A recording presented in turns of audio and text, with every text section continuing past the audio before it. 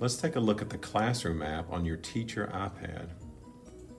I have a class here. Mandy is my student, and I am controlling Mandy's iPad with my iPad. We're going to take a look at how to control the iPad with these icons across the top of your app.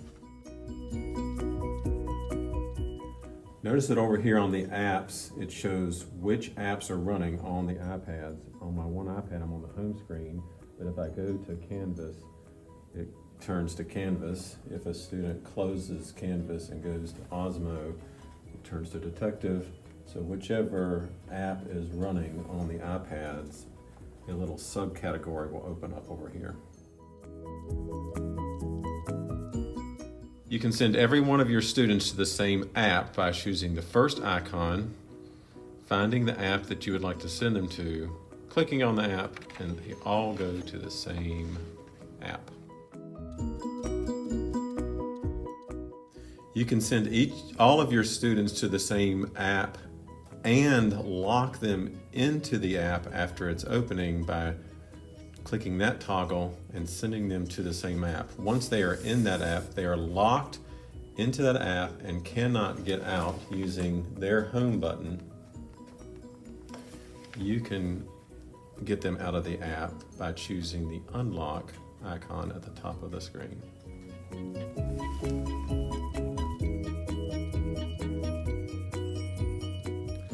You can send all of your students to the same website by choosing this Safari looking icon. Going into Safari, your site that you want to send them to has to be in your favorites, but this will send them all to the same website.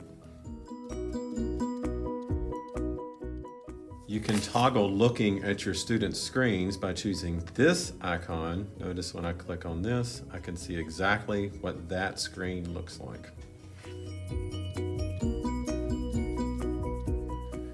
You can close all of the apps on your student screen by choosing Hide Apps. When I click that, all the apps go back down and it goes back to the home screen. You can lock all of the students' screens and keep them from doing anything on the iPad by clicking on the lock icon.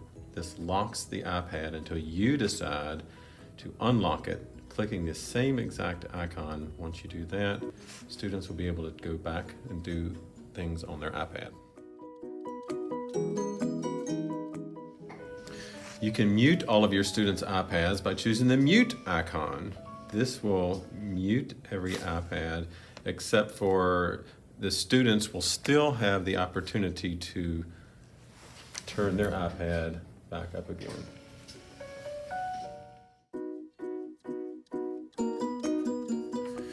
You can view one particular student screen by clicking on that student, clicking on View Screen, and you can see a detail of exactly what that student is doing.